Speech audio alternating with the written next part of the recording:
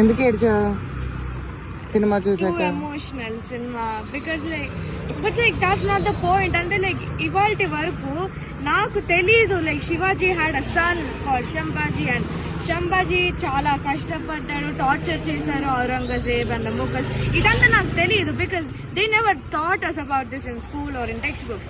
ఎందుకంటే నేను first class నుంచి all I learned was about British British British and Gandhiji Gandhiji Gandhiji. ఎప్పుడు ఏంటి because I'm పిస్.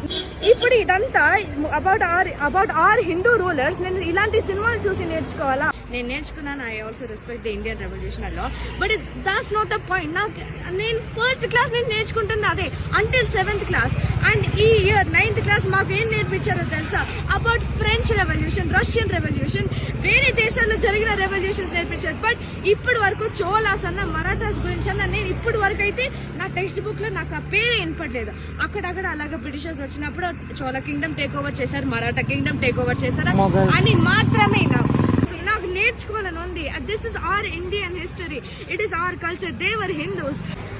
They never taught us about the own Hindus that ruled our world and our land. Why haven't I not learned about Cholas and Marathas? There is nothing in history that I watched in the movies right now.